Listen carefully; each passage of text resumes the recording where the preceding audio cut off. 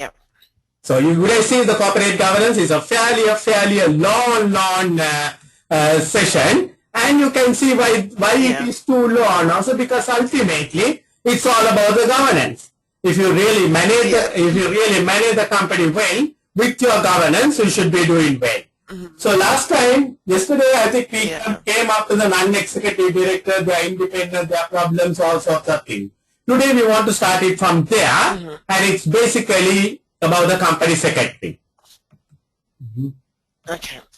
So most of the people don't talk too much about the company secretary, but we know in every board we have a person called company secretary, and in some other statute it's a legal requirement. Like the auditor, you must have a company secretary, a qualified professional. So CIMA qualified accountants are qualified to be company secretary.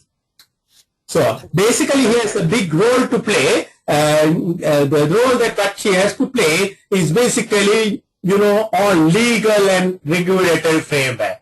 Filing the annual reports, annual returns, whatever you have to do it. Then she will arrange the meetings with the shareholders and the board of directors. Normally the company secretary convenes the board meetings. Company secretary convenes the annual general meeting. Company secretary convenes the general meeting. And the board decisions, whatever taken, because he sits on the board and he knows the decision, so he will communicate the board decisions to the people at the lower level, at the staff level for implementation. You remember we were discussing the CIMA risk management cycle, and one of the things was the communication. To implement, we have to communicate the board decision, and that is generally done by the company secretary. Okay. And generally, so the secretary communicated to the managers? Secretary reports to the board of directors. Normally, she reports to the chairman. Because you remember the chairman is pardon? Yeah, communicating the board decisions. Board decisions to the lower level management. The board may take a decision and tell that Shetu should implement this area. So that decision, the board decision, is generally conveyed by the board secretary, because she is the person who takes the board minutes. So she has the board minutes, and through the board minutes, she will probably send an extract of the board minutes saying the board had decided on this day, and also will follow up with you to see whether what action you have taken on that. Right, okay. Now, for example, some of the senior appointments, the board will do the appointments. Say for a person like group treasurer, corporate treasurer. So the board will probably decide the appointment, and that decision will be conveyed to the human resources manager to give the letter of appointment. And that decision will be conveyed by the company secretary. Right. And she will also be looking to see whether it has been done, whether the man has reported, all that kind of thing. So normally the company secretary reports to the board of directors, and the supervising officer is generally the chairman, because the chairman is in charge of the board. So basically this lady is assisting the chairman in that role. And sometimes in some companies it should be reporting to CEO. In that case, there may be other tasks in addition to the company secretary. There may be other tasks like company administration, office manager kind of a thing, whatever that is assigned will be done. So that's basically the company secretary role. Now we are coming to a very, very important area. A lot of questions will be on this area, the board committee. The board committee. You remember the board is collectively responsible for everything. But 7 people, 8 people, 10 people, they can't be doing everything all the time. So what they do is they just set up certain committees. So this came from the corporate governance.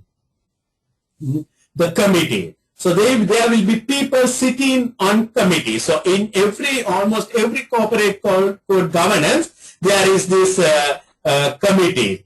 Because the corporate codes make accountable and audit. Accountability and audit are the prime important areas in the corporate governance. The problems that went wrong was also lack of accountability, lack of good audit. So, and they need to have good internal control system. So to do all this, to see that properly the accounts are done, it is audited and reported to the shareholders, all that. For that purpose, what you do is you appoint various board committees. So there are normally 3 committees, but nowadays 4 committees. The nomination committee, audit committee, risk committee, and remuneration committee. Okay. Actually, the model says the 3 committees, that is the nomination, audit, and remuneration, are what they call statutory committees. Statutory committees.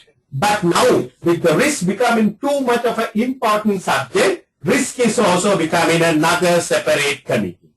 So generally, you will find these 4 committees. But in addition to that, there can be many other committees in a company. You can have a committee called Corporate Social Responsibility Committee. You can have a committee called Ethics Committee. They are not very much specified in the corporate governance, but in the interest of good corporate governance, they can have committees like that. Okay. So the 4 committees, what we are going to look at is the nomination, audit committee, risk committee, and the remuneration committee. Right. So I'm going to first look at the nomination committee. The nomination committee. That is my first committee which I'm going to look at with you. So the nomination committee, it's basically, it is there to, now you may be a director and you are retiring. The nomination committee will try to spot a person who should succeed you. Right? So, you don't wait till the person retires and they suddenly have to have a gap. They plan succession planning. So the nomination committee will sit and decide. Nomination committee will decide even not to recommend you for the election next year because you have not performed well. Nomination committee may decide to add another additional director required. So whatever all that, so ultimately the purpose is to maintain the balance in the board. You remember the balance is, you must have a majority non-executive directors and also the executive director. Directors, yeah. Right? So they basically oversee the process of appointments. Remember, the directors are appointed by shareholders. These people only can make recommendations. The ultimate appointment becomes from the shareholder. But generally, normally, if the nomination committee has made recommendations, unless there's some very, very controversial thing, people will go along with their recommendation. So they have to consider. So just a question. Yeah. So basically, if they're looking for executive directors, they actually put an advert out. They get a few selections, and then they present a number of those people to the shareholders to decide. Is that how it works? Or? Yeah, that's correct. Yes. Because they will decide few people and probably put up their recommendation to the shareholder. Normally what happens is because the directors themselves will appoint a director till the next annual general meeting. But at the next annual general meeting, the shareholders will ratify it, formalize it. Okay. Right? So that is how it will happen, because every time when a director leaves, you can't call up a board meeting, you can't call up a shareholder meeting. But the shareholders will appoint, the directors will appoint him till the next board meeting, next general meeting. Okay. So when the nomination committee must consider the knowledge scale. Say if the finance person leaves the company, they must be thinking of filling that with a finance person. Because they have to have the finance. If the IT person leaves, they must be thinking of putting up an IT person. So, and also the size of the board. Should they have 18 people? Should they have 20 people? Right? And the recent corporate governance talks about the diversity. Diversity means from different fields. Marketing, IT, human resources, you must have that balance coming up. That, not all the accountants or not all the engineers in the board. I remember I worked in a company in the water board, all engineers. And it was terrible working with those fellows. Right? And the criteria should not be too restrictive. If you put lot of criteria to select, you may not be able to get the right people. So it should be flexible enough, but remember the majority should be NED. NEDs, right? yeah. So whenever they are counted, the new appointments, particularly the NEDs, they must be look at the time commitment, the committee service, and outside other board involvements, all that kind of thing. They must brief them. So the nomination committee normally consists of, you can note down, it consists of mostly the executive directors and NEDs, but the majority should be NEDs. This is one committee, you will get both NEDs and EDs sitting together. You will realize in most of the other committees, it will be, in some committees, purely only NEDs. But this is one committee where the NEDs and EDs will sit together. Why should we have EDs in this committee? Why should we have EDs in this? Yeah, yes? Because if it's actually about appointing new directors, new executive directors, they'll be able to give a better feedback on whether you're right. You're right. Because now imagine that your finance director is retiring and they want to appoint you as the finance director. Who knows best about you? The executive directors knows best about Shetu. Because Shetu has been working there in the company. I'm a non-executive director. I don't know so much about you. But the executive directors know, you know, your temperament, your ability, your skills, everything. So because of that, they are in a better position to make the recommendation. So that is why we have EDs also in the nomination committee. But still for all, we don't want them to dominate, and therefore the majority should be NEDs. Okay. And generally, the numbers are, you know, the board chairman, the company chairman should not be the chairman of any of these committees. It must be another separate person. Okay. So that's how the board, the nomination committee is structured. So one committee that you will have both sides is the nomination committee. Right? Then we come to the big committee, the audit committee. This is the biggest committee that you are going to have it in most of the companies. So here, generally it is told all members should be NEDs. All members should be NED. But now it is slightly changed, saying majority should be NED. Majority should be NED. But now, Is there guidelines? Is there guidelines of the majority, of the percentage of the majority? Normally, as I said, there is no guideline saying that it should be so much. But normally, as I said, the audit committee should be all NEDs. But there's a little bit of flexibility given that they should be the majority. And majority should be financially literate. The people with financial knowledge. And NED should chair the meeting. Right? NED should chair the meeting. So, and should not be the chairman of the company, should be another NED who is going to chair the meeting. And at least one of these members should have recent and relevant financial experience. So a person with a CIMA qualification, person with some chartered qualification, who is updated with all the accounting standards, is a relevant factor. So actually in Sri Lanka, I'm serving in about 2 or 3 companies as a non-executive director, purely because they invite me, purely because they know out of the old a lot, I'm generally updated because I'm teaching the students. So that is an indirect benefit that I have got. They rely on me because since I'm teaching, compared to most of my age people, I'm generally updated with everything what's happening around.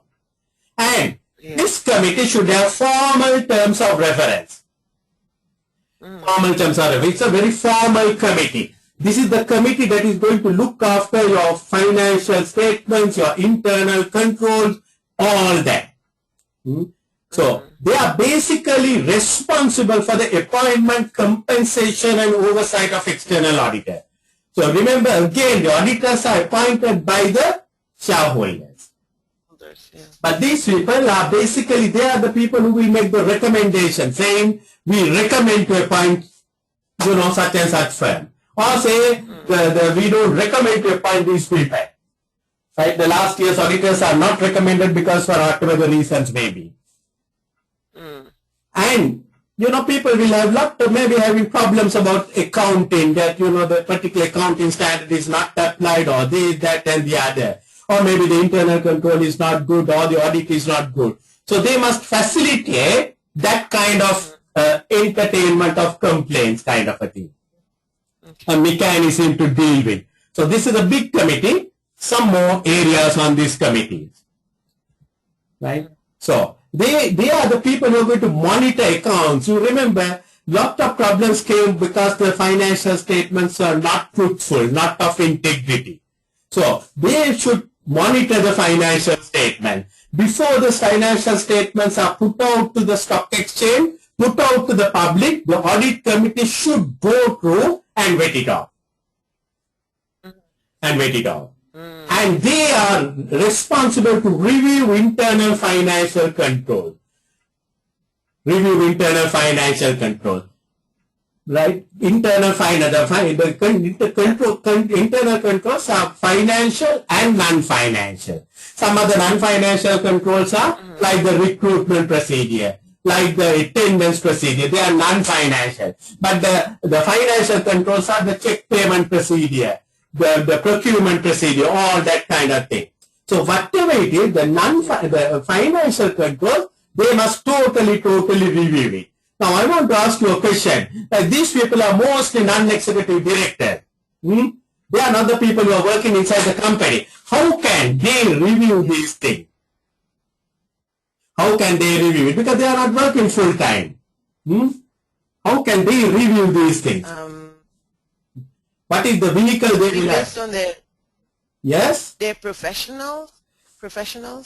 Yeah. And inside the company. And yeah, right. Because they have to rely on the inside the company. But you and I know, the people inside the company, they can, sometimes you can't rely on them. Because, if you are manipulating the financial statement, you will manipulate it, and you will never tell me that you are manipulating it. Right? Yes. So the tool that they have is the internal auditor. Internal auditor normally in most of the companies report to the audit committee. Right. Okay. Right. So the boss of the internal auditor is the audit committee. So he is an independent man. He is inside company, but he is not reporting to CEO. He is not reporting to chairman. So because of that, he has the independency to do whatever. And therefore, he is the tool I will use as the audit committee chairman, as an audit committee member to review, because he is inside the company. He is working full time inside the company. He is not like the external auditor. He is not outsider. He is an internal auditor. He is an inside man, but reporting to the audit committee. And his job is to review. Basically, his job is to review, nothing more than that. So we use the internal auditor. So that's what I told you yesterday. This our examiner is a very great friend of internal auditor. I think her husband is an internal auditor. I think so. Right? All the time we will have some questions on internal auditor, and internal auditor is becoming very useful tool today.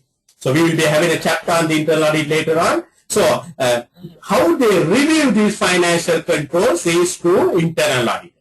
They call the internal auditor and say, hey, you review it and tell us whether the things are okay. And then other internal control, that is the non-financial internal controls, they will review it. They are responsible to monitor and review if there is no risk committee. If there is no risk committee. You remember I told you there are 4 committees, but most of the time the risk committee may not be there. In that case, these people will have to do not only financial controls, even the non-financial controls. And they must ensure the independence of the external auditor. Okay. And the effectiveness. So they are the people who should provide that, the office accommodation, the facilities, the resources that is required by the auditor. Because you and I, we know as a normal human beings, we don't like auditors. We don't like, because they are real troublesome people. They come and trouble you. So people don't like the auditor. But audit has a big role to play, and the audit committee will ensure, because if I have the option, I will not give them even a good cup of tea, because we are real troublesome people. But the audit committee will ensure they are given the best Nescafe. And looked after them. So whatever the stationery, whatever that is required, audit committee will coordinate it. And the independency. Now, how do the external auditors lose their independency? How do the external auditors lose their independence? What happens? You know, who appoints the external auditor?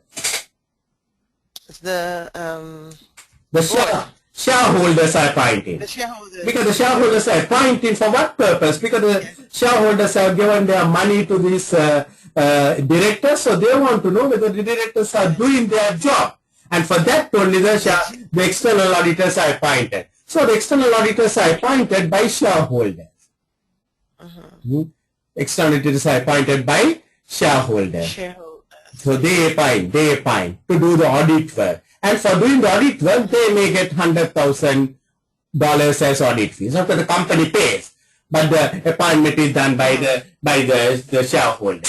But the directors, what they do is, you know, the same people they appoint for non-audit work.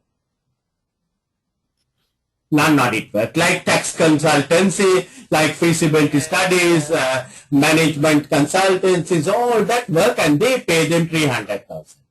Of course, again paid by the company. So now what happens with this man, his loyalty is more towards these fellows. Yes. Because if they put any trouble on the directors, they will lose this 300,000. Yeah. So because of that, what happens is most of the time they will be more loyal to. So ultimately, the purpose of external auditors being appointed to check the directors is lost. Yes. Is lost. Because they will not do the job. Because if they try to be too strict on the directors will take the non-audit work from them. So, because of that, now the audit committee has a responsibility to decide how much non-audit work they should be doing. Ah, okay. Yeah, they decide. So, they will have to decide how much non-audit work these people are going to do. So, there are in certain things they say the amount should be 40% of the audit fees. So, if the audit fees is 100,000, the maximum non-audit work should be 40,000, something like that. Right? And as I said, they review the internal audit work cost. Right? Internal audit work. So the internal auditor boss is the audit committee chairman. Audit committee. So there can be a short question, who is going to be the boss of the internal audit? Normally it should be the audit committee, the chairman. Right. So he will review the internal audit work. They will review the audit plan, everything. And some companies you may not have an internal audit because there is no need, there is no compulsion for you to have an internal auditor. External auditor, compulsory. The law says you must have external audit, but not necessarily internal. But if there is no internal audit, every year the audit committee must review and see whether they need the internal audit. Right? So maybe at the end of 2014, they will review it and say, no, not necessary, because too costly, not worth having internal audit, because our systems are okay. We can manage without internal audit. But 2015 comes, they will think, oh my God, lot of problems in the controls, we need an internal auditor. So they recommend the appointment of an internal auditor. But 2014, if they decide not to have an internal auditor, that fact also must be told with reasons. They must say, in the annual report you must say, audit committee decided not to have an internal auditor for this year due to this reason, that reason. So, every committee must give a report to the shareholders with the annual report. A report from the nomination committee, report from the audit committee saying how many times they met, what they did, all that should be given to the shareholders. So the shareholders know these committee fellows are not puppets, they are meeting and they are discussing things. And there is something called whistleblowing. Any idea that whistleblowing is what, Shetu? If a fraud is found out and basically someone needs to tell. Yeah, some irregular things happening, some irregular dealings are happening, and you can't go and tell the boss because you will be sad. So the whistleblowing, the law itself protects you, right? They can't take action if you are not a party to it, if you don't have any self-interest. you go and bring that message to the people. Generally, in most of the companies, audit committee is the whistleblowing facility. You can go to the chairman of the audit committee and tell, look here, in this area things are happening, which is not the right thing. Then the next committee, the risk committee, so as I said, this is a comparatively new committee, not a committee that is normally under the statutory committee. So if they ask for the 3 statutory committees, audit committee, nomination committee, and the remuneration committee. Okay. Right? But the risk committee is a committee that is generally considered very important nowadays. So the risk committee. So as you see, they are the people who will be looking at all the risk. So the board will have to think about, there is no compulsion, there is no rule, but board will have to think whether you need a separate risk committee to monitor and support risk identification and management. You remember last time when we were doing the risk management, we discussed the CIMA risk management cycle. And there we had that risk group. And that's a risk committee. Risk committee.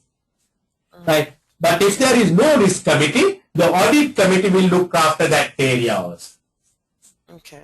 Right? If there is no risk committee, it's not the nomination committee that will look after, it's not the remuneration committee that will look after, it is the audit committee that will look after. And the risk committee can be staffed with executive directors.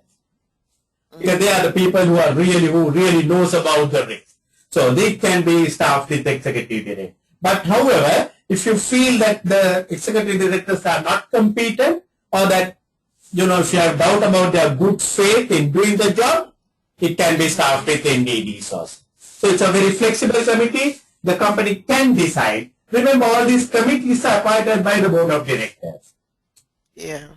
Shareholders appoint the directors, but the committees are appointed by the board of directors. So they can decide, no, we are going to have all executive directors, or we are going to have a mix. So remember, audit committee must be mostly NDDs, or full NDDs if possible. And nomination committee, majority NDDs. Or the risk committee, it can be any composition.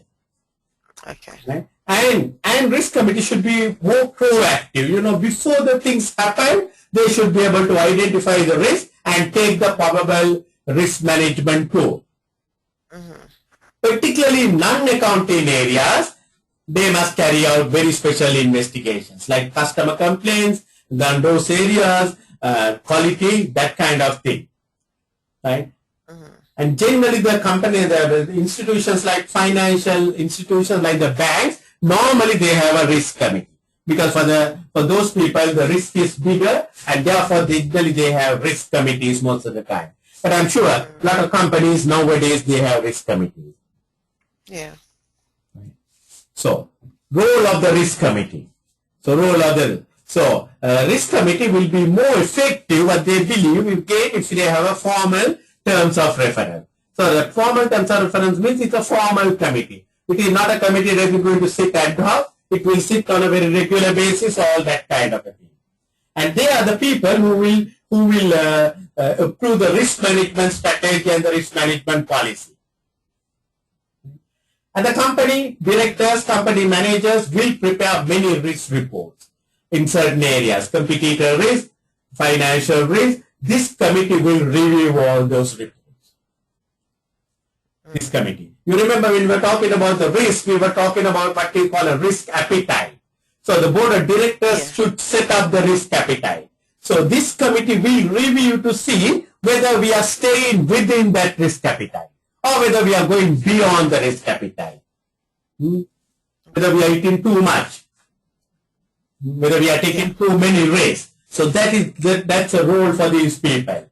And they will appraise the effectiveness of the risk management system all the time. And they have to be very proactive, be all the time keeping the board informed of emerging risk. Risk that is not there today, but a risk that can come up tomorrow. So they have to be very proactive. So they need to be very, very informed of everything that's happening around in the world. And they are the people who will review the internal control statement, prior to endorsement by the board. Remember, the board has to give a statement on the internal controls to the shareholder. And that report, before it goes to the board, it will be reviewed by these people. That is what this committee. So, you can see it's a more of a supervisory role. Right? They are not the people who are going to identify the risk. They are not the people who are going to install the risk management. Those things will be done by whom? They will be done by the line managers.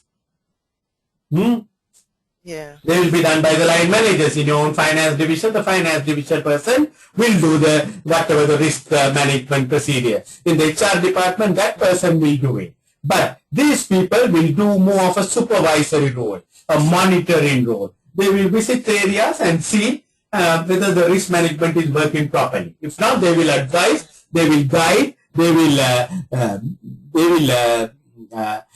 try to convince you to put it up. I mean, they don't have too much of executive power to come and dictate and tell you what to do. But they can communicate. They can communicate and say, hey, Shetu, I think in your area, this area, weak, why don't you do that? If you are not going to do it, they will report it to the board of directors. So that's a role for them. Now we come to a big committee, the remuneration committee. In fact, this whole thing of the corporate governance purely came because of this problem of the directors' remuneration. So remember, I told you yesterday how they were getting the remuneration. You look after me, I look after you. That was the strategy. So that was not too good. People, the shareholders felt that they were not getting enough dividends. The employees felt they were not getting enough money because the directors were taking everything for themselves. Right? So the remuneration committee is one committee, only NEDs are there.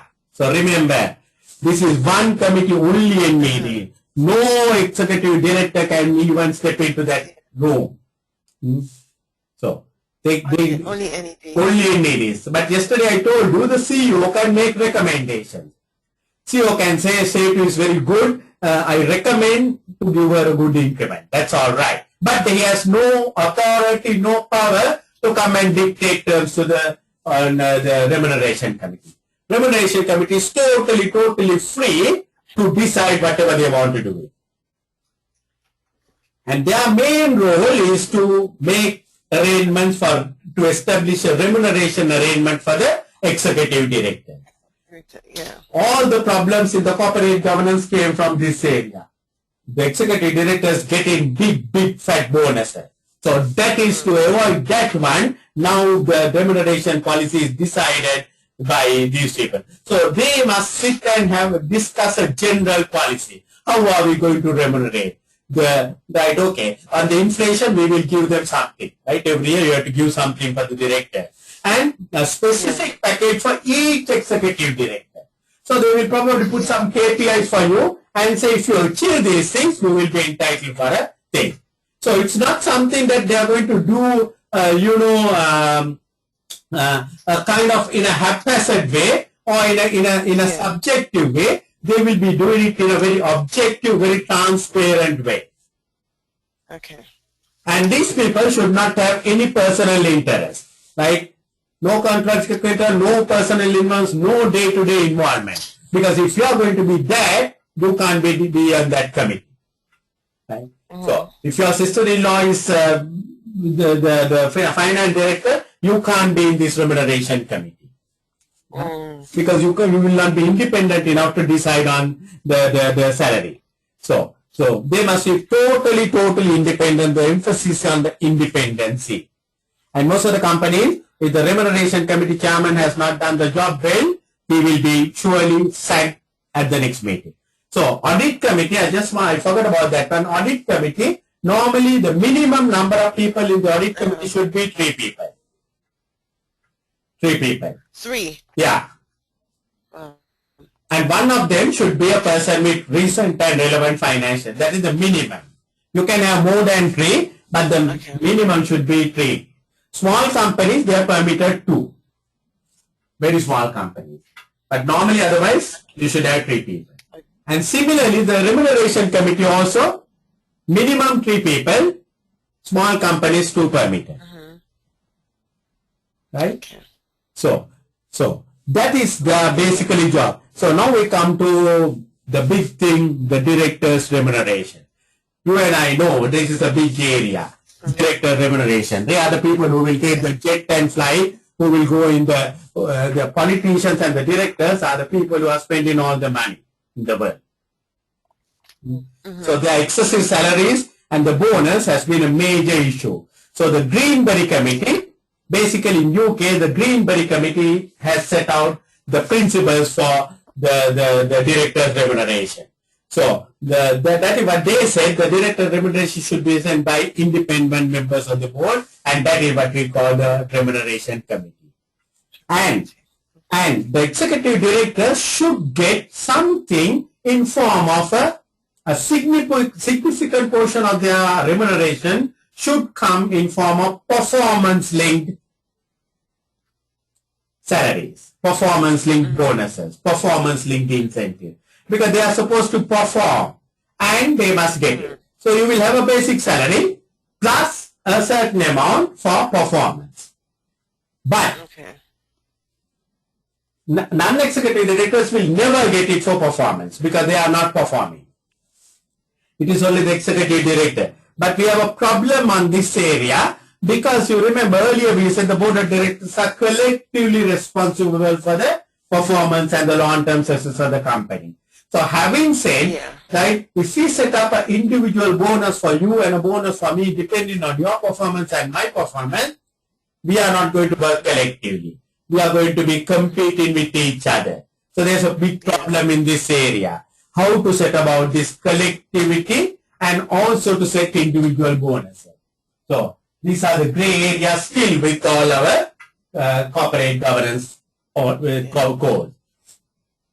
So NEDs get paid. NEDs? Yeah, do they get a remuneration? Yeah, they get a remuneration. Yeah, that's a good question. I was just about to answer that question. They get a remuneration based on the time commitment. Number of board meetings attended. Number of committee meetings attended. Pre-decided, because the remuneration committee can't decide on them because they are the people who are sitting on that. It is pre-decided. Sometimes the articles itself will provide saying that for each board meeting they will be paid £1,000 or whatever. So it is decided early, much in advance, and depending on the number of meetings they attend, they will be paid. Maybe the chairman of the audit committee £2,000, others £1,000 or whatever. So they are not entitled for any performance linked bonuses or anything. And the whatever you pay to the directors should be most transparent. I remember a long time back, 20 years, 30 years back, the most confidential piece of information in the business was the director's remuneration. I remember when I was very young, I went to do audit and I asked the directors for the director's remuneration. They screamed at me. They said that is confidential. Not even to the auditors it is given. But today, I think the most transparent thing is the director's remuneration. Everything must be exposed. Everything must be exposed. So all what you pay, what you get, everything must be like to be exposed. So there is one thing that is called rewarding for failure. Now how does that happen?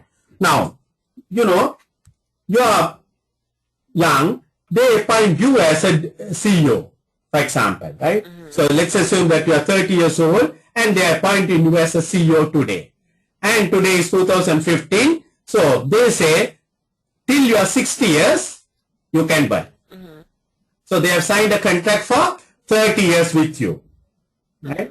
30 years. And now you are working as a CEO. So first year okay, second year okay, comes the third year, performance not good. Performance not good. So now what to do? They don't want you. So the directors will say, hey, we don't want you. So you will say, okay, that's all right, I will go. But since you have signed a contract for 60 years, for balance 27 years, they have to pay compensation for you. Oh, wow. Okay. So why did they ask you to go? Because you were not performing. And because you are not performing and because you are going, they have to pay compensation. So this is what we call rewarding for poor performance. Right? Rewarding for poor performance. We ask you to go because you are not performing, but we have to give millions and millions of dollars as a compensation package. So this was a loophole in the system, but that is now closed. How? Nowadays, the directors are appointed only for 1 year. Okay. So you don't have a 60-year contract, you don't have a 30-year contract, you have only 1 year contract. At the end of December, if the directors are not happy with you, if the people are not happy, they will say, thank you very much, Shetu, you can go home. So that way, they have got over that part. So these are the problems in the area. So slowly, one by one, they are trying to clear it up. So then, as I said, the significant form of remuneration should be performance linked. But as I told you, there's a problem there. That is because if you are going to be collectively responsible, if you are going, on the other hand, if you are going to get in salary based on our individual performance, we'll be competing, we will not be disclosing everything, we will not be sharing things, and there can be a lot of problems. So the next one is the director remuneration arrangement. So this is a big problem, right? The director's remuneration arrangement. So whatever the package, whether it is for directors or employees, for anyone, whatever you pay should be good enough for 3 reasons: to attract, to retain, and motivate directors. If you don't pay a good salary, you can't attract good people. If you don't give a good increment and all that, you can't retain people. And if they are not getting good increments, you can't motivate people. So, but having said that one, you should not pay anything more than to attract, retain, and motivate. I mean, you should not be paying excessive, abusive ones. Yeah. Right? And the performance-linked element should be somewhat stretching. What do you mean by stretching? It should be somewhat long-term. Don't think of short-term, because if you think tomorrow 1 year's performance, what will they do? They will try to manipulate the account. They will take all the shortcuts. They will not invest on new things because they want to show big profits in the current year. So it must be stretching. So, you must think about 2, 3 year, 4 year, 5 year periods ahead when you are trying to promote this kind of a performance linked thing.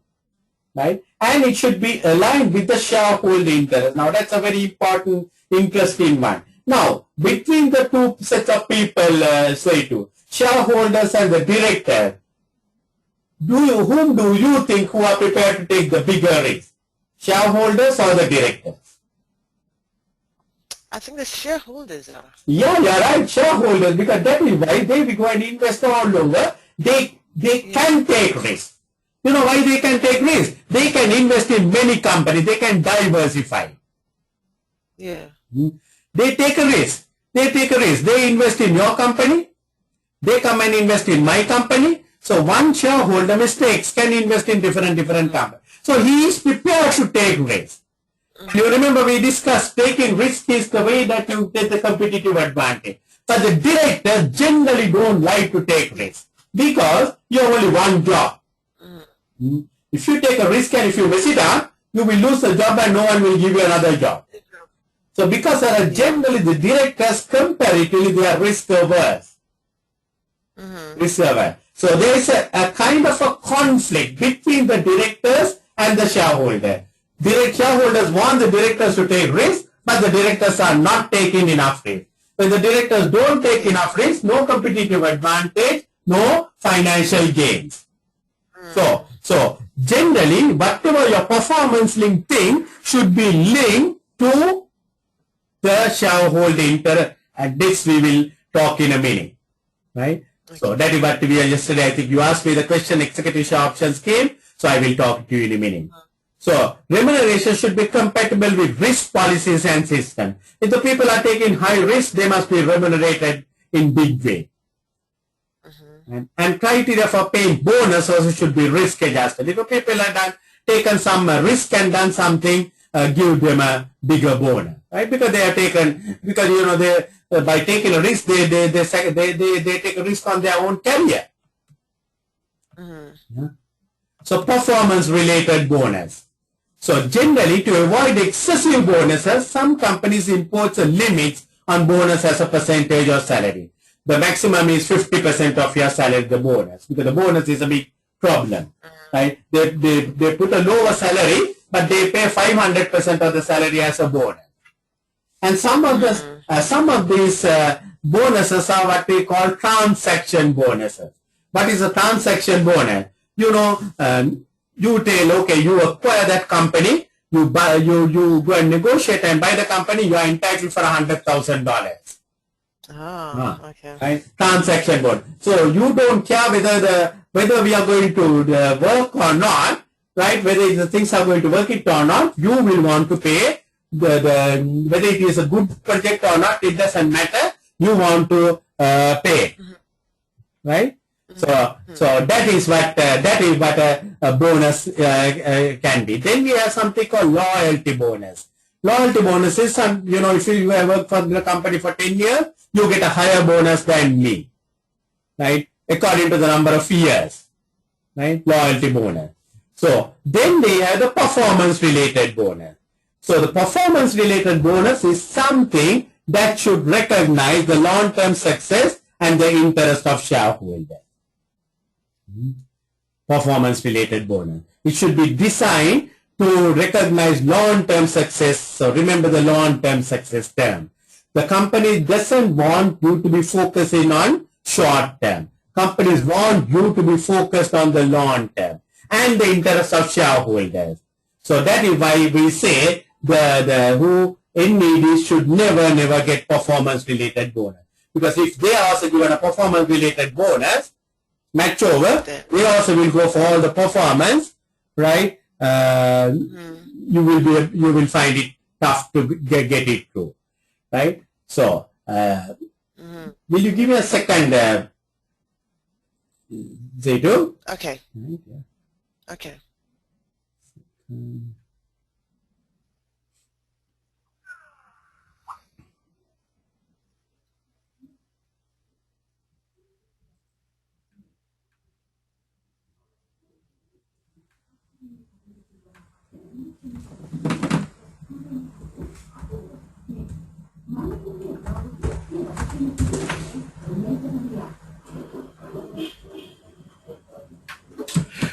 Right. So, NED should never get performances. So, that's a must thing. Now, I come to that one thing we were discussing the other day, the share options. The share options. So, what is this share option thing? Right. So, it's basically, you join a company today and you are told, okay, you join a company today, you are told, you are given that, you work for 5 years, you are entitled to buy so many shares of the company at a specified price. So that is what we call it, right. That is what generally we call it, the exercise price. So the company will tell, say, let's look at a situation like this. The market price of share in your company today is, shall we say, £5, $5. $5 is the market price of shares of your company today. That is in 2015. So they will call you and say, hey Shetu, if you work in this company till 2020, we give you the right to buy 200,000 shares at the rate of 5. It can be the today's market price or slightly higher than the today's market price. Slightly higher than the market price. So maybe 550, right? So you are given the option today to buy shares in this company in 2020. So you have to work for 5 years. Yeah. You have to work for 5 years. If you work for 5 years, you are entitled to buy. And let's assume by that time the share price is $8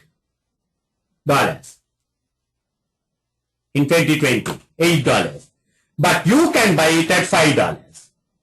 Okay. Understand? So immediately you have a profit of $3 per share. So 200,000 shares, $600,000, you are rich. Yeah. You are rich. So you have something to gain all the time by increasing the share price. who can increase the share price? The market will increase the share price. But if you work well, if the company do well, and the share price goes, if it is 8, you get $3 gain. If it is 9, you will get $4 gain. So there's an incentive for you to perform hard and the share price to go up. Higher the share price, better for you. Because the company has already decided on a predetermined basis the exercise price. And the exercise price is normally, it's today's price or slightly higher than the today's price. So normally they say a vesting period, say between today and the time you can exercise. And normally in UK it is minimum 3 years. So you have to work for minimum 3 years. If you leave before 3 years, you lose the benefit. Okay. You lose the benefit. So by that way, you can attract people. Because, you know, in addition to salary, they know that they have something to be looking forward for the future. Attract. Okay. And you can retain people, because even if you get another job, you are not going to live in 2019. Leave in 2019. Because if you leave, you will lose that benefit. So you will wait till 2020. And if there's another option exercising in 2021, you will wait for 2021 also. Right? So you can retain people. And you can motivate people, because there's something for you to gain. Yeah. Yes, so I just got a question. Mm-hmm. So basically, you're saying they have this is the benefit, but they can't exercise it till after they've been in the company for 3 years. For example, is that the case? Sorry, what do you say? Say again. Say. So, for example, they have this the share option. Okay. Benefit, and they can only, so one of the benefit, will it be that it can only be used after 3 years, minimum 3 years in the UK? Is that what you're saying? Exactly. So they're direct. Okay. So they can only exercise or gain that benefit after they've been a director for 3 years. 3 years. Even it can be given for the employees also. Some of the senior employees also are given, and that is why it's called executive share option scheme. But mostly given for the director. But you have to work that particular period. If you don't work that particular period, you are not going to get it. Get it. Okay. Yeah. So if you leave in 2017, your thing is maturing in 2015. Very sorry, you are not going to get it. Okay. So that is what it means. That is what it means. So you, because of that, you can, remember I told you, you have to motivate, attract, and retain people. That all three can be done by that one. Not only that, it has another thing. What is that? Earlier I told you, the directors don't want to take risks. Now they will take some risk. Understand? Yes, because now they are also going to gain something. So now you can see there is something what we call goal congruence. Yeah? Yeah. There's something called goal congruence. Right? Yeah. So because you can easily now the shareholder, because now the directors will work because they are going to get more shares, and if the share price goes up, their wealth is going to increase, and thereby the shareholders' wealth is also going to increase. Yeah. Yeah. So it's a good thing, isn't it? Right. So it's a good thing that is going to happen. So it's not only the directors; it's the shareholders also going. So both the set of people are working in the same direction, and that's what we call goal congruence. Okay. So the directors will go for searching for new projects, searching for positive NPV projects. But as with any good thing, we have some bad things also. Now 2020 comes, now you are a director. 2020 comes, you are going to gain something. What are you going to gain? If the share price goes up, so you might be trying to manipulate the financial statements in such a way that the share price will be very high in 2020 because you are going to retire. Yeah. Right? So that is a danger that is there. Right? So now the UK model says the NED should not normally have executive share option scheme. Because this is also a performance linked thing. They say normally they should not have, but you can, but not really, not good. Not ethical for you to have the share option scheme.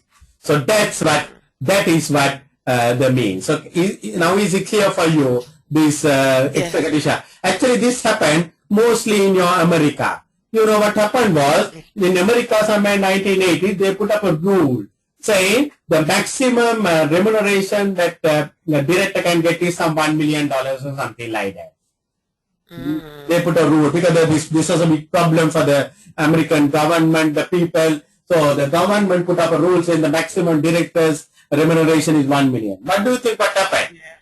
What do you think what happened? The directors, they thought whether they work for 8 hours or 2 hours or whatever it is, the maximum they can get is only $1 million. Yeah. Right? So what did they do? They just started taking their bags and going home at 2 o'clock in the afternoon and spending the time with their wives. So what do you think what happened to the companies? Companies started really going down. The directors are not really interested. They were not motivated because whether they work or not, they get only the $1 million.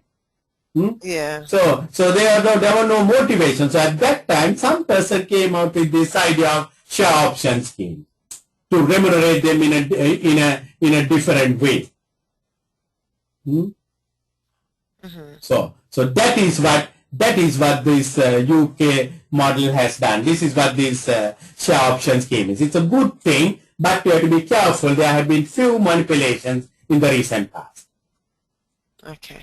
So keep a good watch on that one. But this is a good way where the shareholders and the company's directors are going in one direction. They will take risk. They will not take too much of excessive risk, but they will try to put it up and get the share price up. Right. So, in addition to the thing, we see lot of the director remuneration includes not only the salary, not only the bonuses, but lot of benefits inside. These beautiful cars, holiday packages, life insurance, wife's medical bills, all sorts of things are given. So, all these things should be part of your remuneration package. Loans, they can take interest-free loans, so there can be lot of abuse. And the UK model even says the pension should be based only on the basic salary. Okay. And now there is something called a remuneration report, right? The directors must put a remuneration report to the shareholders and it should be voted. It should be voted. Earlier there was a vote taken, but the vote was only advisory. In the sense they take a vote, but they can just ignore it, the director. Okay. But now it is not so. They take a vote, and that vote is a very important vote.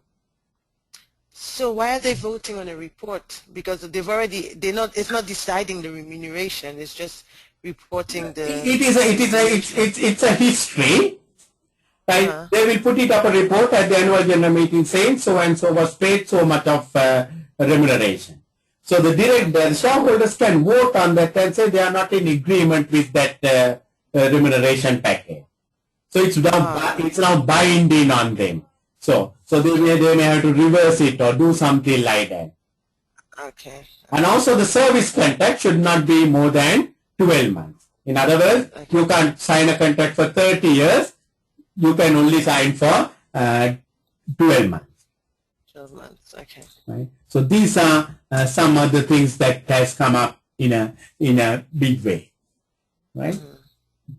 So disclosures on remunerations. As I said earlier, these are the most confidential area, but now I think this is the most naked, exposed area. The financial should disclose the remuneration policy. Right? And they should disclose the arrangement for individual directors. Every individual director, they must say. Right? And also, the directors need to consider the vote by shareholders on the remuneration statement.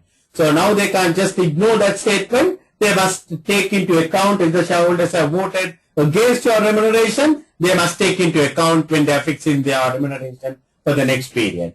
So as I said, most of the chairman of the remuneration committees have really got sacked or not got re-elected because they have not done their job well. Right? People are concerned about this part of it. So it must be very transparent. Like this book that is being kept open, it must be very transparent, the director's remuneration. No hide and seek, no hiding. Yeah. Re-election of directors, the UK big companies, they must stand for re-election every year. And not only that, they have to give us something like a CV, a curriculum vitae, you know, so the shareholders will know whom are they going to re-elect. So you will say that you are a finalissima student, something, so that they will take that information and decide whether to re-elect or not. So the big company, the FTSE 350 companies, they have to get re-elected every year. Other companies, 3 years. Every 3 years, they must stand. So no one can hide. No one can hide away. Right? So there is a kind of argument thinking that, you know, because of this kind of a thing, it will be more short term. Because you are only working 1 year, you will be thinking of a 1 year kind of a scenario. But it's not really that. It is keeping them in kind of suspense. Right? They have to perform to get re-elected. So, either way you can argue it, but it's not that we want you to go, but we want you to perform. But if you are not performing, we want you to go. So, so the re-election is that. So, they will have to stand like a queue like this and get them re-elected. If you don't perform, you may not get re-elected. Then we come to another area on the so now we have discussed all about the directors. Now we come to the reporting and risk monitoring. Right? So the corporate governance suggests that the directors explain the responsibility for preparing. So there are certain responsibilities cast on directors. One is they have a responsibility to oversee the risk management process. Second one, they are responsible to the preparation of financial statement. Maybe your accountant is preparing, but you are responsible. So that has a big problem because, you know, now you may be a HR person. You may be an IT person. You may not have any experience in finance. But still for all, you are collectively held responsible for the financial statement. So that is why becoming a director of a company is a very dangerous thing to do. Very dangerous thing. You must be all the time thinking about the consequences. It's not a very easy thing to become a director nowadays. I mean, to sustain as a director. Earlier, it was a prestige to become a director, but today, I think it's a liability to become a director. If you don't get the things, it can end up with big problems. Right. So these are something. So then they must report about that going concern. Remember, you would have in your earlier studies, you would have come across there are two what we call assumptions when you prepare financial statements. Can you remember? There are two financial assumptions that we do. Going concern, no. Yeah, one is going concern, the other one is accruals assumption. Accruals assumption. Yeah. So whenever the financial statements are prepared, we don't need to tell. It is assumed that the financial statements are prepared on going concern basis. It is assumed that it is prepared on accrual basis. Right? If it is not so, we have to say. But the corporate governance goes beyond that. They say no. No assumption, you must tell that the company is a going concern. Wow. With supporting assumption. So that puts a lot of pressure on the board of directors to ensure the going concern ability of the company. Every 6 months they have to report it. The company is going it. That means it will live for the foreseeable future. So at least next 6 months they must talk about it. Then they must give a report about the board's composition, who are the board members. Then a report from each committee, audit committee, nomination committee, risk committee, all that. Then the relationship with the auditors, right? That you have to say that the auditors are independent, they are free of, pressure, whatever. And a statement saying that the directors have reviewed the internal controls. and also statement on the relationship with the shareholders. And also about sustainability reporting. You remember we discussed sustainability reporting, environmental, social. So I sent you that report. You would have seen, how much details it goes into it. So it's a good thing for us to have greater knowledge of those areas. So basically the reporting will have to be very, very comprehensive. And, in other words, what you can see is it is basically a very, very transparent thing what the world is looking at. So reporting, continuing, right? London Stock Exchange requests a statement showing how companies have applied the corporate governance principle, whether they have complied all 12 months or whether they have done it for 6 months, all that kind of a thing. And also the UK model talks about how a kind of a statement to say how the company is going to preserve its values over long term.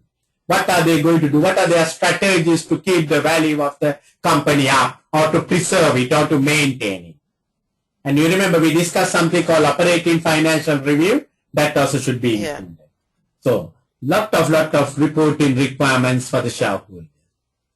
Relationship with shareholder. Now this is another area. Relationship with the shareholder. The directors are responsible for the accountability to the shareholders because their money, they are responsible. And therefore, you need a regular communication with shareholders. Earlier, as I said, they were only meeting at the annual general meeting.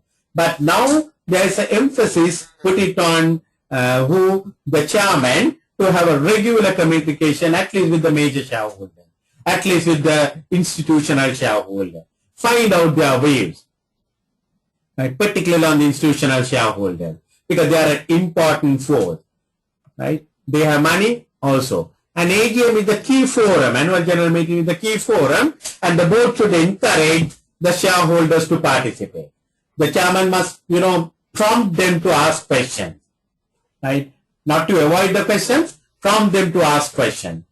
Give them time to ask questions. Keep your chairman of the audit committee, chairman of the remuneration committee, chairman of the nomination committee by the side of you, and let them answer whatever they want to ask the shareholder.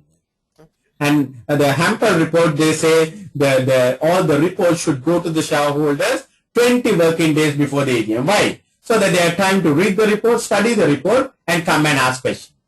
If the report is given today, tomorrow, then problem. You can't read it. Right? And it encourages the companies to provide a business presentation at the AGM. Kind of presentation. What are you going to do? What have you done? Some charts, some graphs, activities, all that kind of a thing. So the people know that what you are doing it. And the shareholders should be voting on separately each issue.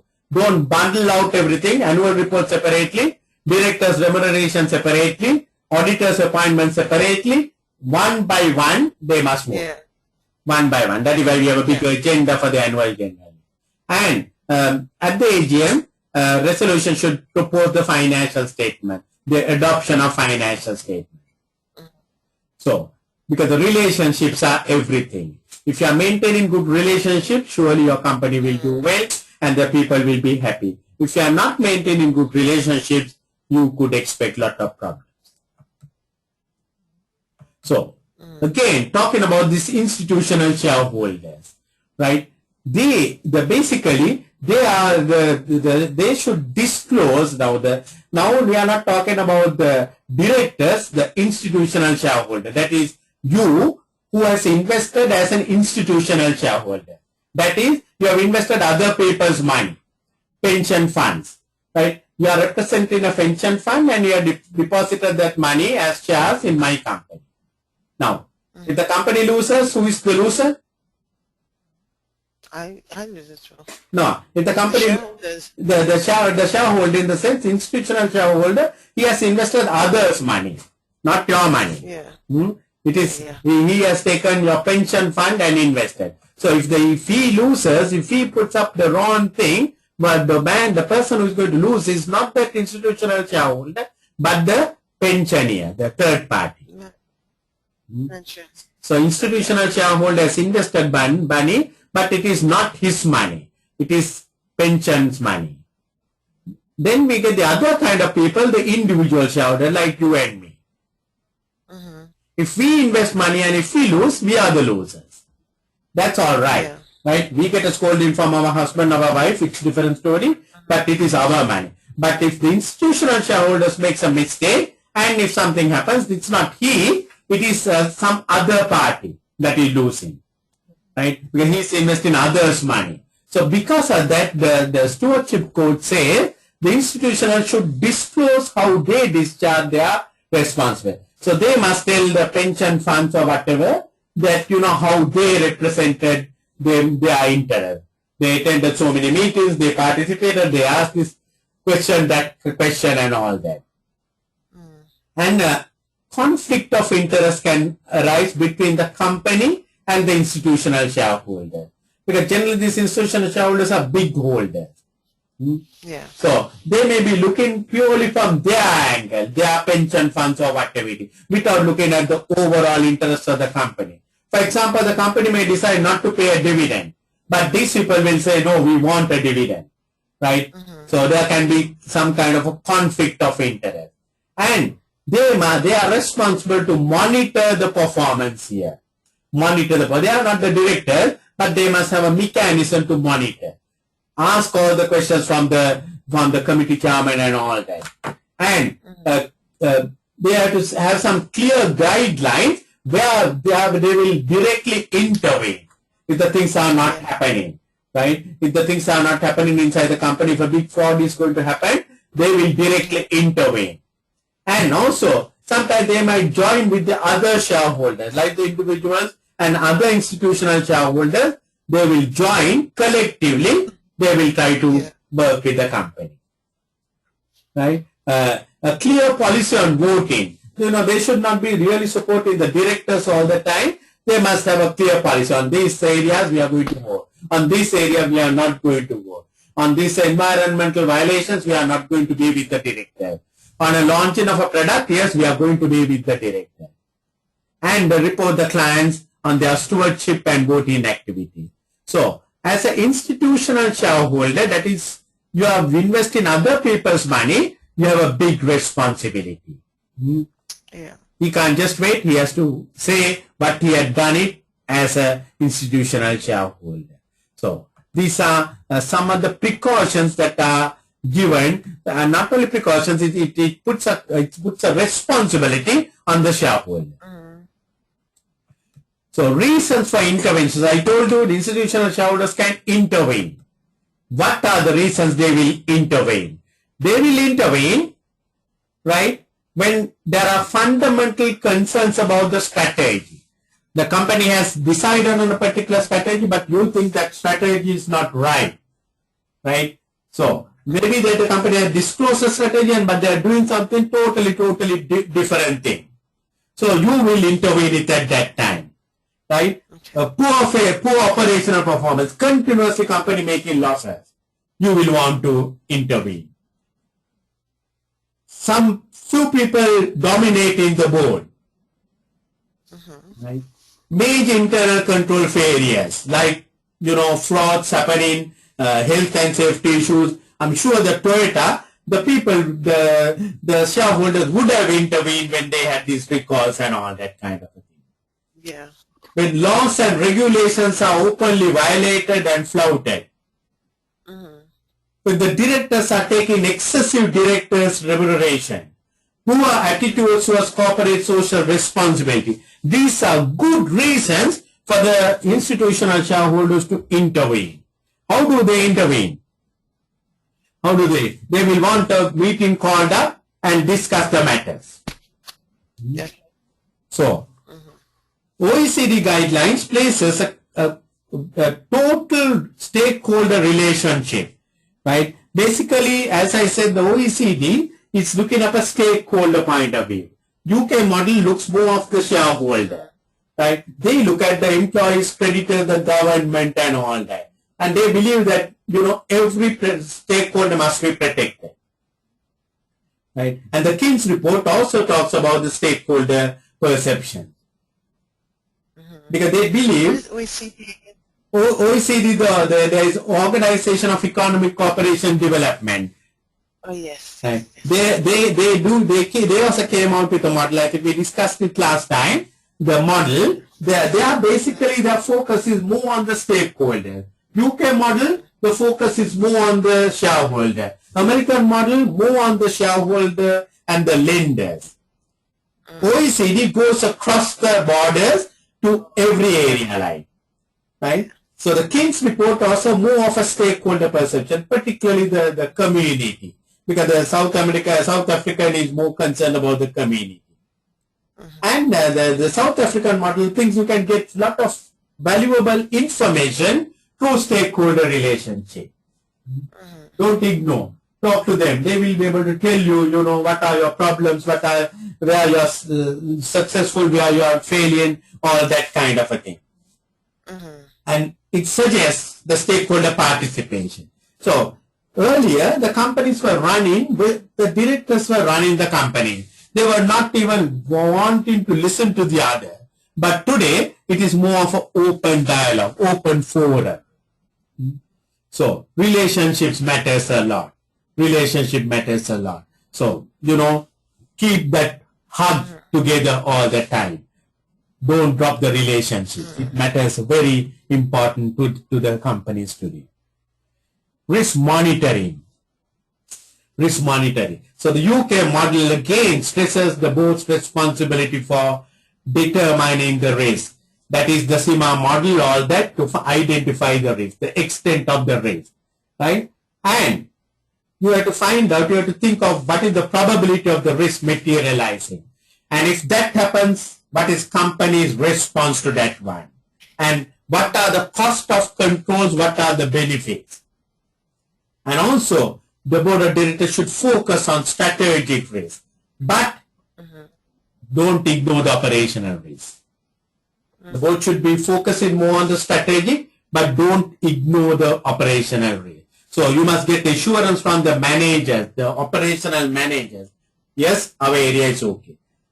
Toyota, probably they did not have that operational assurance till the product became a kind of a dead product.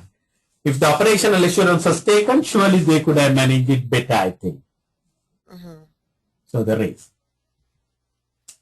So the board monitoring. So again, that you remember the Committee on Sponsoring Organizations, they have published a guideline how board should monitor risk and control. So there are three elements. Control environment. What is control environment? Control environment is basically the top levels, actions, attitudes, and awareness. The three A's. Actions, attitudes, and awareness towards the internal controls. How do their actions about the internal control? Now, some directors don't care too much about the internal controls. Actions, attitudes, and awareness. So the top management's actions, attitude, awareness towards the internal controls is what we call the control. If the top people are very respectful for the controls, the lower people will be respectful. If the top is not respectful, if the top doesn't care too much about the controls, don't expect the lower levels to do it. You must set the example from the top. Yeah. If we don't set the example, we can't expect our children to do the right thing. So I have a weakness. Whenever I'm free, I bite my nail.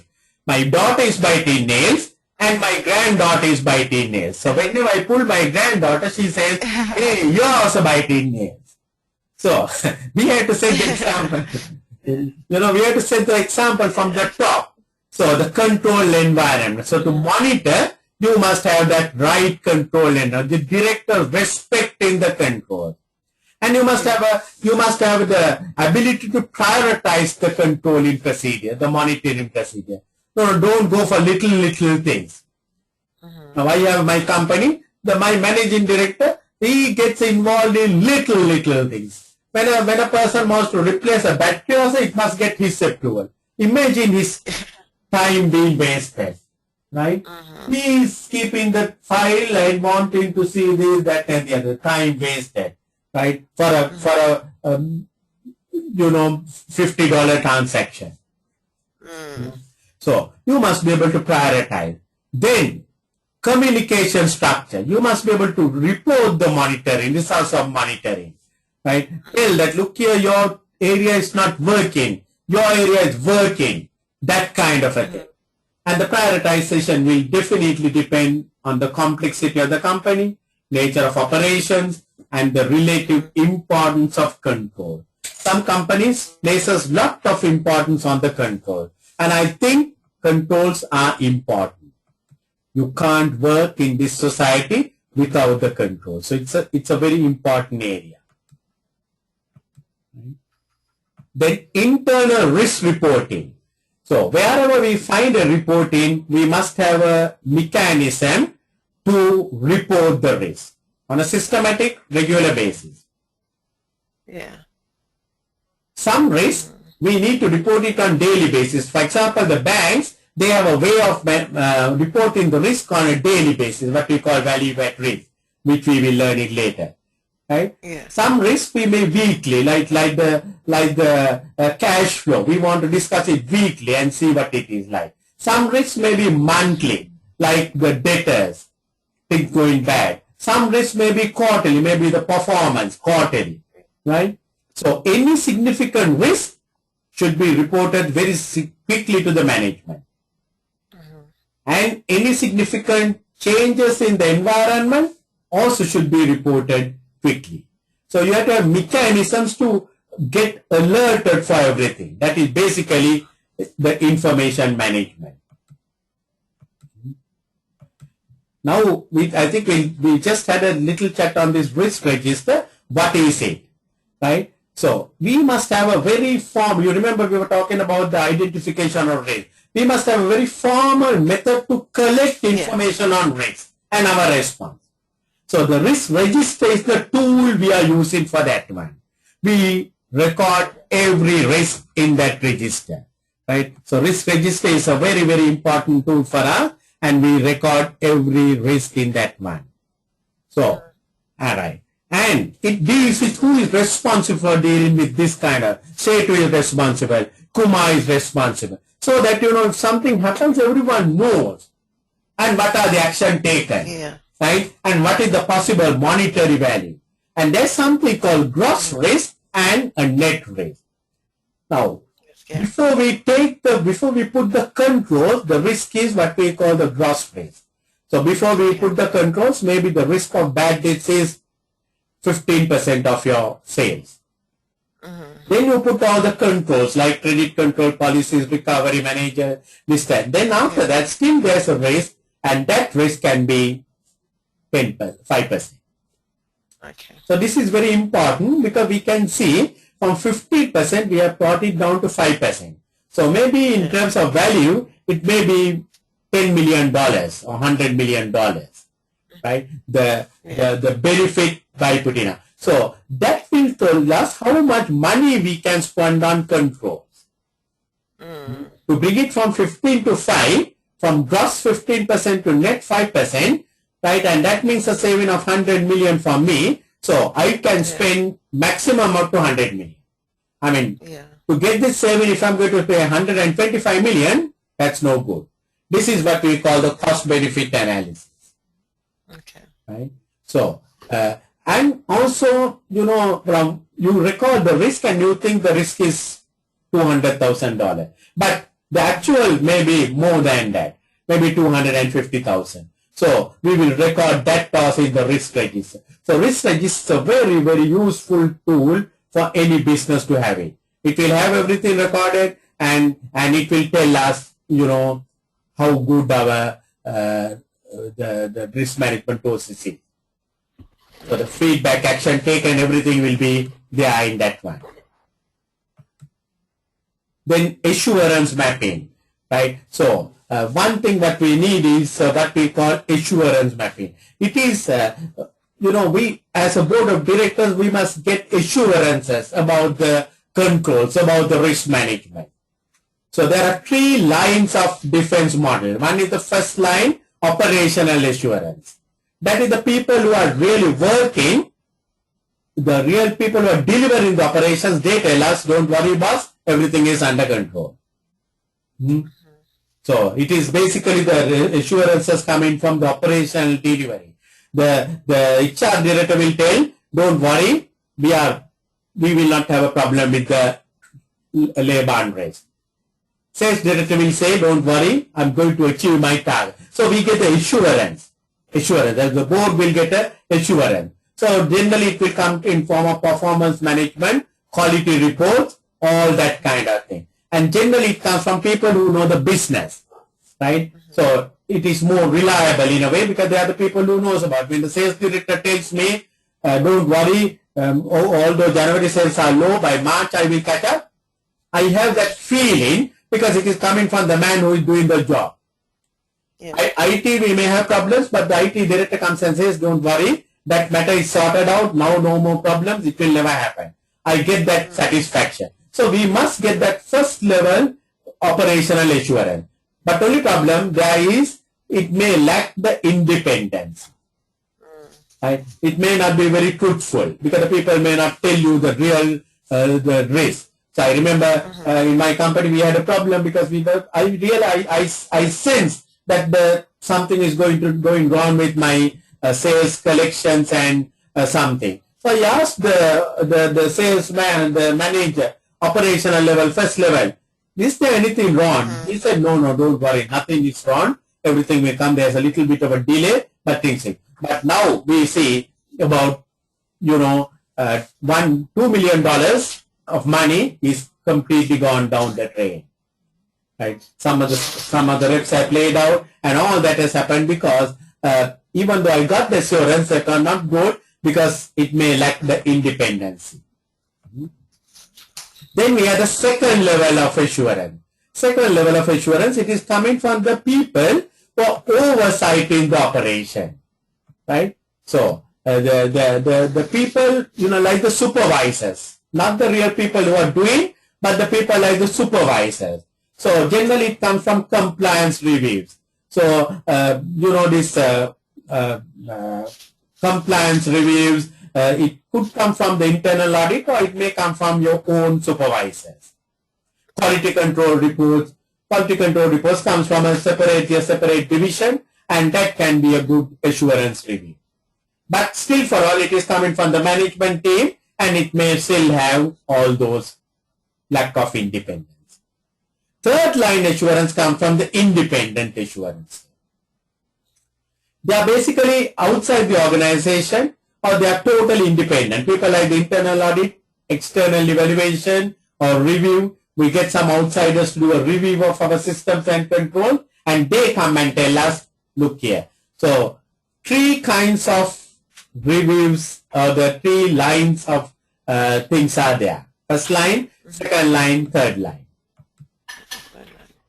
And now I want to finally discuss this assurance mapping process. You must develop an assurance map, right? That is, you must get this first line, second line, third line. So, first of all, you must identify risk. Using the tool is the risk register. Risk register. Then, identify the sources of assurance. Who is giving me the assurance?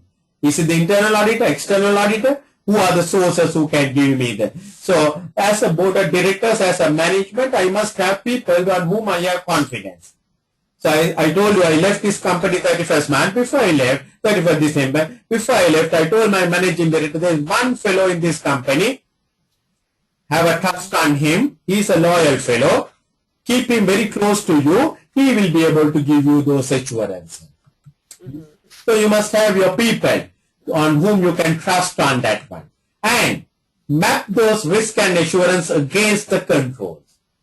Right? So look at the risk, look at the controls, look at the risk, look at the control, and find out whether the risk is properly worked through the control, and then do an evaluation. This is what we call assurance mapping process. So there are 4 stages: identify the risk, identify sources of assurance, map the risk and assurance, and look at the evaluation. Do you have an example of an assurance mapping? I'll try to get it. There will be a lot of things. I'll try to get that one. Yes, as well I'll get it for you. I think mostly done by the big companies, and I'll surely get you one for you. Yes. So, risk mapping process, the audit and risk committee, they have a role to play because they are the assurance people. So they review, monitor, and effectiveness of the governance. So remember, we discussed the audit committee, we discussed the risk committee. And there are professionals, the risk and assurance practitioners, the senior managers, the risk owners, function heads. They are the people who can give you that risk assurance. So they are the people who will get involved. So get this involvement of all the people, even the community for that matter. Get them involved. That way you can do it. So why we should have a risk assurance map? Why we should have a risk assurance map? It will ensure that the board is really fulfilling its stewardship role. So stewardship is a way of life for us, right? We have to play that role, and that map will be routinely reviewed by the board of directors. So at least once in 3 months, you must take that map and see whether everything is working very well. And that report will indicate that environment is inadequate or the risk build-up is too high. Then we can immediately take corrective action before it is too late. And also it will provide information about the effectiveness of any intervention, right? So whether we should intervene and do whatever. So that is what the risk assurance map is going to do. So these are all new tools that has come into existence last 1, 2, 3 years. Okay. So what are the advantages? It basically provides timely, reliable, and I would say proactive information to manage risk. You are not waiting till everything is gone, right? And it raises your organizational understanding of risk profile because you are all the time on it. You are not outdated. You know, oh, this is the risk area for us. It strengthens the accountability, right? Because we can assign the responsibility. We know the first level, second level, third level. And we have a better vision about areas where we need great attention. 3 months, 4 months back, I started this receivables process in my own company. I sensed something was wrong. Then I started to put triggers and ask them to check every customer their balance verification. Oh my God. 90% or 70% of the customers said, we have paid you already. So my sales reps have really collected the money and they have played me out, right? So because of this assurance mapping thing, all that I came to know, and then it gave me a better visibility of the matter, requiring great attention. Now we have done too many things, but I think little too late in the day. And it's a post-external reporting. We can tell that we have done all those things, so the shareholders will be quite happy about it. But the limitations on risk disclosure says most of the time boards may be somewhat reluctant to disclose some risk due to confidentiality, right? We don't want to come out with everything because, sometimes too much of confidential things can get exposed. And sometimes we don't want to talk too much about risk because risk is something uncertain, so we may be misinterpreting. So these are the things. So this is a limitation. So I think with that, oh my God, we have come to the end of a big session, the corporate governance. Yeah. Corporate governance. Yeah. So it was a big session. I never expected it to be too much, but I had to do it because there are a lot of new areas, but I did it. It's all right. Don't worry. So what we will do is we are a little bit behind, but don't worry, we will cover up. We have to do the ethics and the information systems, but we will we will cover up those things. So now according to the new schedule, I think we are meeting on Monday and Wednesday. Yes. So next session will be on Monday on F3. F3, yeah. Yeah, right. So I'll see you on Monday with that one. Okay, thank you. So then, what I'll do then, obviously, ethics and reputation, Yeah. I'll move all the P3 classes one step down. It's all, no, keep it as it is. Keep it as it is tentatively. Okay. We will see how it Okay. is going, because I have some revision classes towards the end. So I also don't know, because since I'm doing it for the first time with the new syllabus, I can't Okay. really gauge the time. But keep as it is. We will see how it is. Because I'm not going to rush it. I'm not going to do just because the time is going to be a factor. No, we will try to cover it up, but we will do the whole thing also. Okay. Okay. So don't worry, we leave it as it is. Okay. So I will see you on Monday. Thank you very much, Take Kumar. care. Bye. Take care. Bye. Bye. Bye.